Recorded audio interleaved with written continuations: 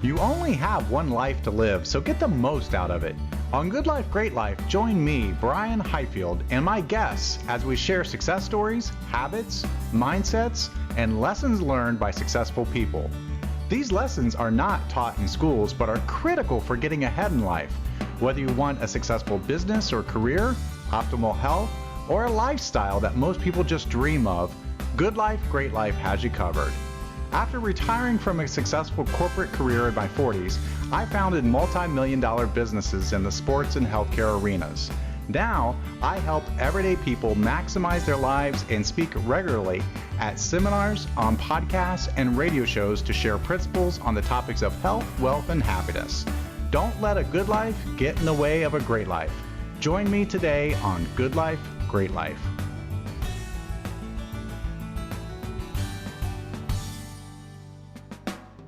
Well, welcome to another episode of Good Life, Great Life. Today we have with us Luke Acree. So Luke Acree, he is an authority on leadership, lead generation, and referrals, and he is one of the owners of ReminderMedia. Welcome to the program, Luke.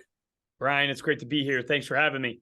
Absolutely. And our audience wants to get to know you a little bit. So give us a little bit about your background and what led you to ultimately be one of the owners of ReminderMedia. Yeah, so I'll try to give you guys the high-level short version. So I grew up in a family of 8 kids. I was homeschooled, something that's unique about me. I was homeschooled all the way to college.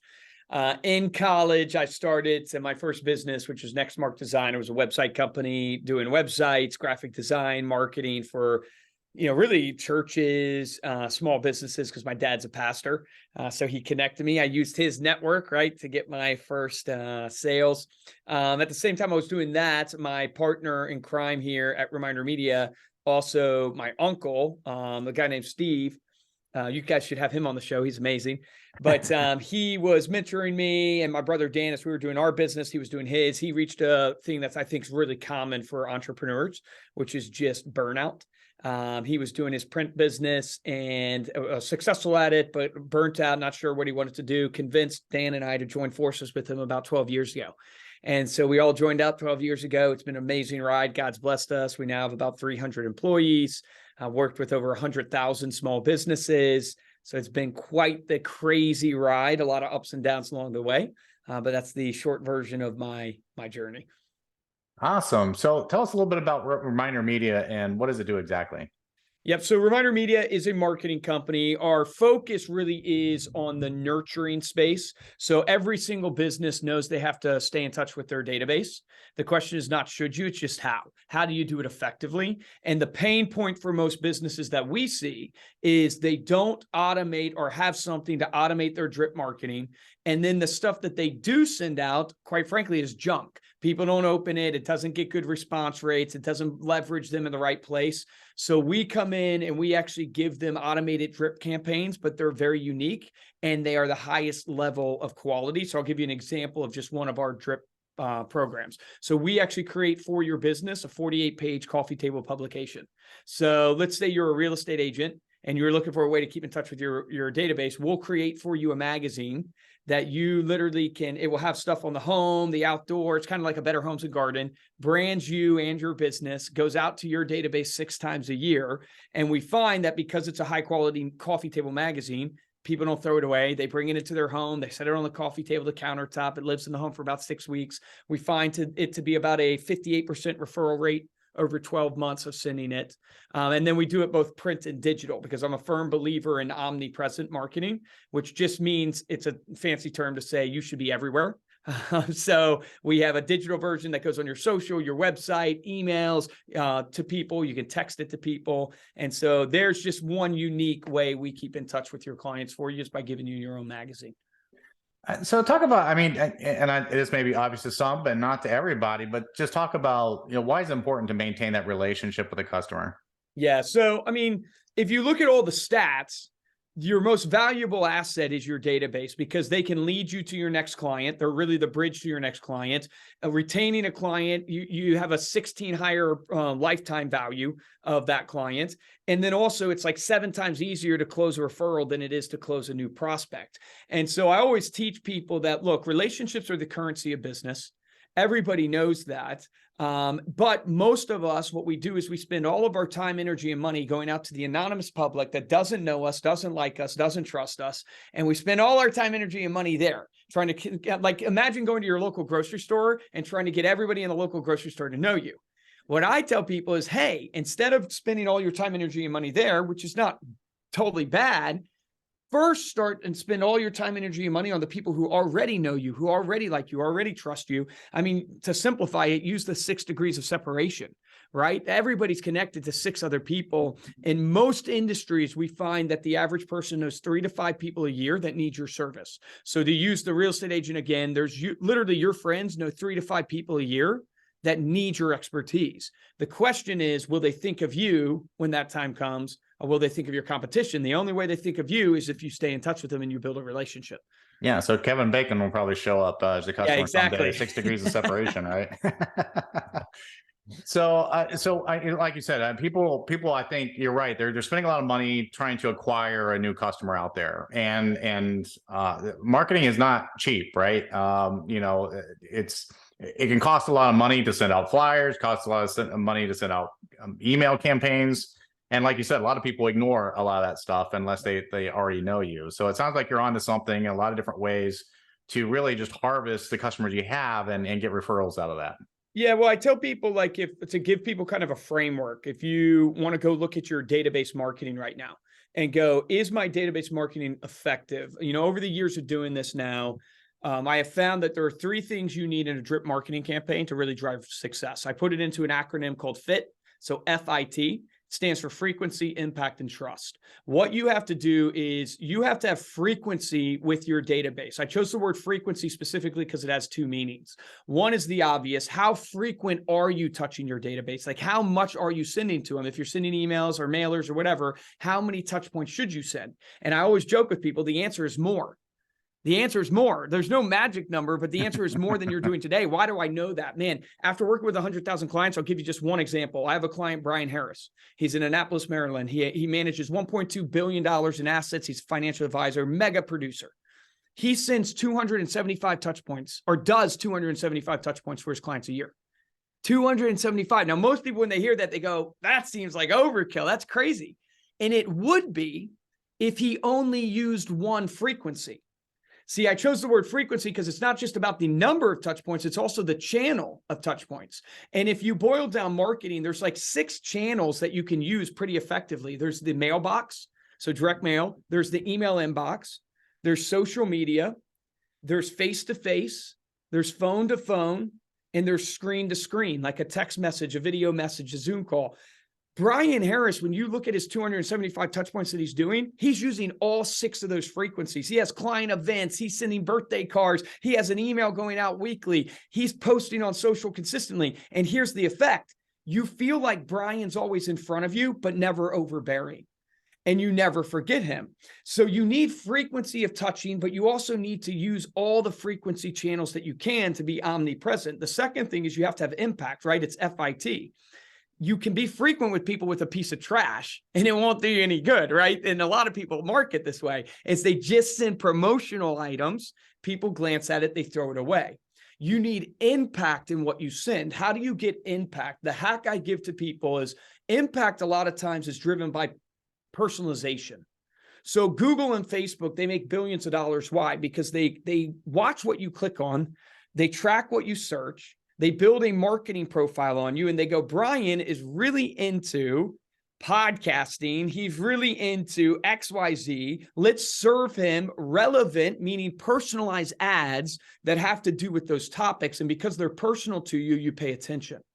So if you're a service-based professional, a network marketer, somebody who's more relationship-driven, how do you take that same approach and apply it to your touch points? One hack that I give people is called the Ford method. So Ford stands for family, occupation, recreation, dreams. So if you're a network marketer right now and you have a list of prospects in your database or a list of clientele, ask yourself, do you have the Ford method on them? Do you know their family? Do you know their occupation? Do you know their recreation? Do you know their dreams? Because guess what? When you know those 4 pillars on somebody, you probably have a good relationship with them, and you can use it to build a touch point campaign and market to them. So if you know Luke Acree and his wife Megan were married for 10 years this year, you could send a nice thank you or anniversary card to us on our anniversary because you're tied in from that personalization. Not only that, if you know Luke Acree is a Washington Commanders fan, you can literally go, Luke, I feel for you, man. The Washington Commanders suck. And you could send me that text message, right? And because it's personal, it's actually a touch point from my advisor or real estate agent or network marketing person that's personal. And it actually doesn't feel like marketing, but I think of their brand and I think of them. And so you have to create impact with what you send. And it can be as simple as just doing personalized touch points to your clients. And then the T stands for trust, because you can be frequent with impact and still not wind up with business because they might just become your best friend, but they don't know you're the real estate agent or financial advisor or network marketer. So how do you build trust? And I always tell people, you want to be the SME. The SME stands for subject matter expert. When people wake up today and they think of your industry, they should think of you, that there's nobody that knows more about insurance or nobody knows more about real estate than Luke. So how do you get them to do that? I think there's 3 ways in your drip campaign that it's pretty effective to build you as the subject matter expert. One is showcase your accolades. So to me, right, there's tons of marketers out there. I mean, just tons of marketing companies. So me showcasing my accolades, hey, I've been on the Inc. 5000 list 4 years in a row. So fastest 5,000 growing companies in America. I've been in business for 18 years. I've helped 100,000 clients. All of these are accolades, humble brags that can raise my credibility in the minds of my client. So you might not have a ton of awards or a ton of things, but how long have you been in business? How many clients have you helped? Showcase some of these things to build some credibility and trust that you know what you're talking about. Second way is, what do your clients say about you? Right? It's one thing for me to say Brian Harris manages $1.2 billion, makes $6 million a year. It's another thing for him to get up on stage and say, hey, I make $6 million a year and Luke Acree at ReminderMedia, they are incredible and they help me with all my drip marketing. Like, that's a lot more powerful. So how do you showcase in your drip marketing client testimonials? Not just the actual testimonial, turn it into a story. Film a video of your client saying it. Do a case study. That can be part of your drip. It shouldn't be all of your drips, but it can be a part of it. And then the third way is probably the hardest for people, but the most effective. It's actually what you're doing right now. It's putting out free educational content consistently. So like your podcast right here is great. I'm assuming free educational content that elevates you as a subject matter expert. I know this because I have a podcast myself called Stay Paid. I've been doing it for about 5 years. I promise you, like the first 3 years, nobody listened. Like nobody. I come from a family of 8 kids. My 7 siblings didn't listen. Like nobody listened to my podcast for literally like 3 years. I'm putting out episodes on Mondays and Thursdays, no listeners. And I'm trying to be known as an expert in sales and marketing. So I'm putting out content on that. I'm interviewing people on that. Now it's one of our biggest lead generators. We're always usually in the top 30 or so of Apple marketing podcasts. And it's a great branding tool for me that gets me on other podcasts like yours, gets me on stages to speak, because I've consistently put out educational content on the subject matter that I want to be known as an expert in. So if you're thinking, what type of content should I do? I always tell people, write down your frequently asked questions. That's your content. And develop what I call are your content pillars and your value pillars. So your content pillars would be, what are the topics you want to speak on? So for me, I like to speak on marketing. I like to speak on sales. I like to speak on my faith. I like to speak on my family. These are my content pillars. So when I'm going to post on social, write an email, write a blog, I'm like, hey, I want to write a blog or do a social post on one of these content pillars. But then I have my value pillars. And my value pillars are how I'm going to talk about this content. So one of my value pillars is I want to be educational. So if I'm going to speak on marketing, I want to be educational in how I post about that. Another value pillar is I want to be entertaining. So maybe I do a marketing post that's entertaining. I want to be inspirational is a value pillar for me. So that content now will be inspirational. I want to be relatable.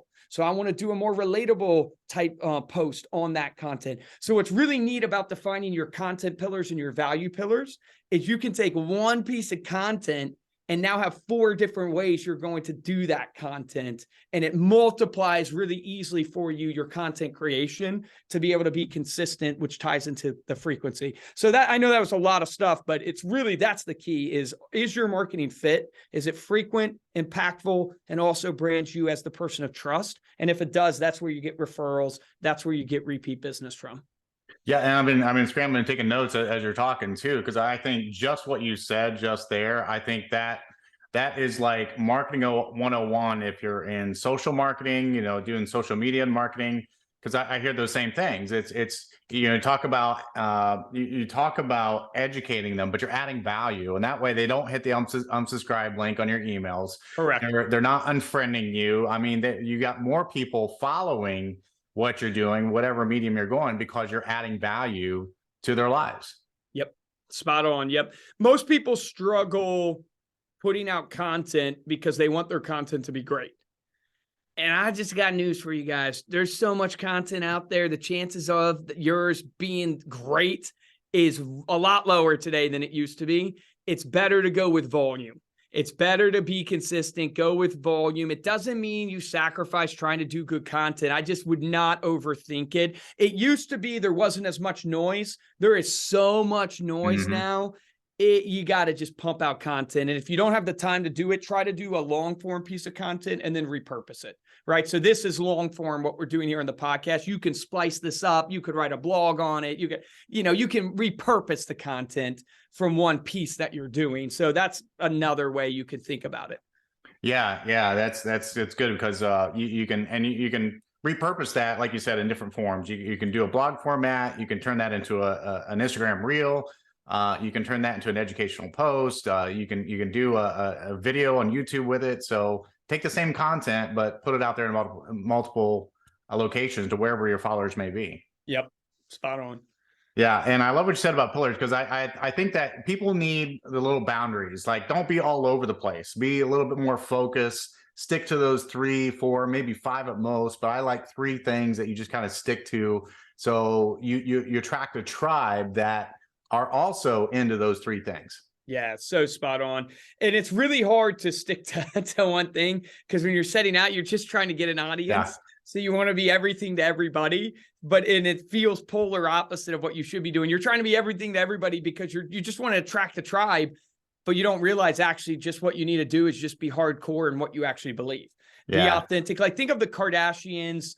Think of, I'm trying to the people out there that are really popular on social. They're really popular because they are very polarizing in their beliefs, right? Right, wrong, or indifferent, whatever you think about those people, it doesn't matter. It's like they are willing to be authentic in what they are doing, or at least be polarizing in believing in what they're doing, that's what attracts an audience.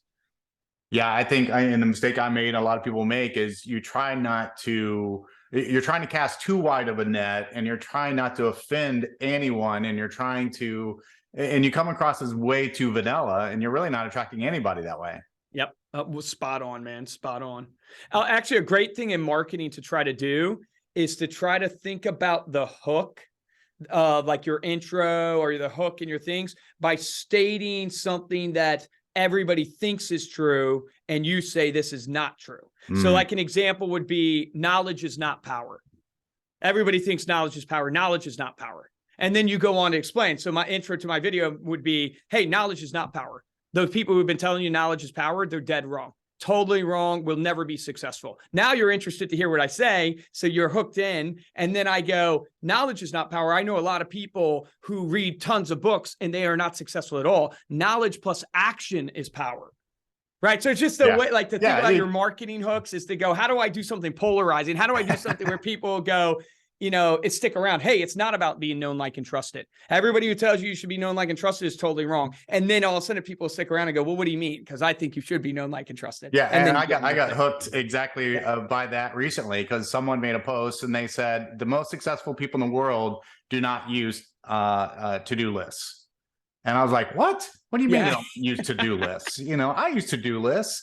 And the same thing, and because it captivated me, I'm like, what do you mean that can't be true? And I dug into it, and they had that spin on it. They're like, well, they used to-do lists, but in a completely different way. Or they was talking about time boxing and things like that, and different methods of how to use to-do lists. And I was hooked, and I loved it. I thought it was so clever.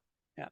Another thing I heard that was really valuable to me on content creation and might help some people in the audience listening. I learned it. I believe it was Grant Cardone, to give him credit, is he takes his life and he literally maps out on paper his whole life.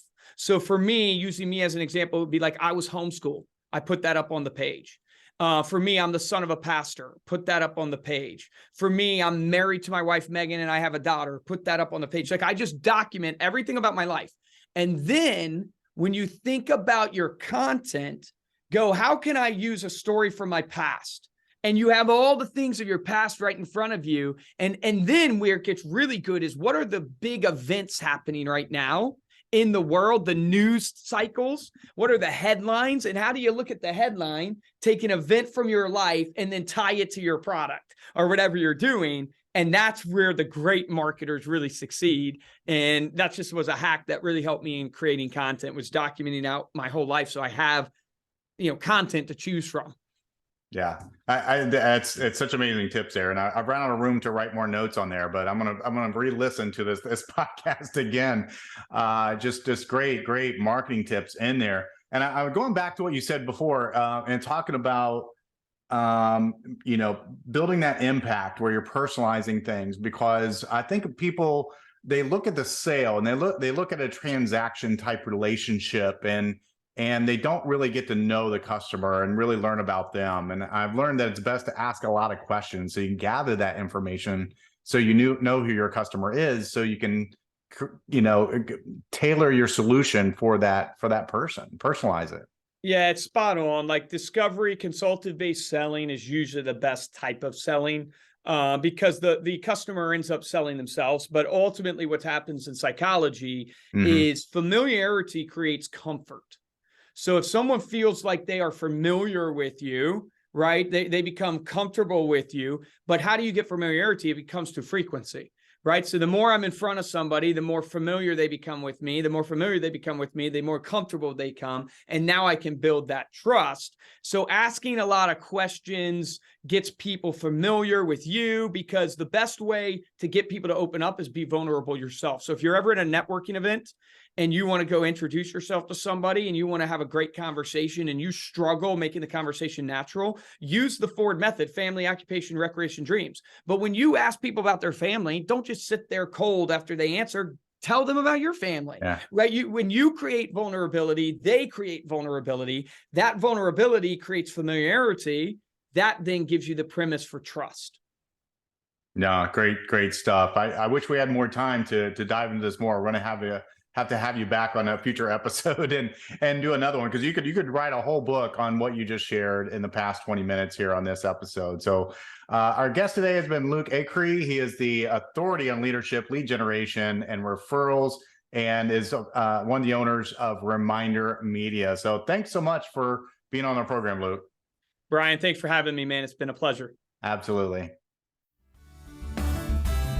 Thank you for listening to another episode of Good Life, Great Life, brought to you by Brian Highfield. We hope you enjoyed listening to this week's guests and stories. If you like what you've heard, please consider subscribing wherever you listen to podcasts.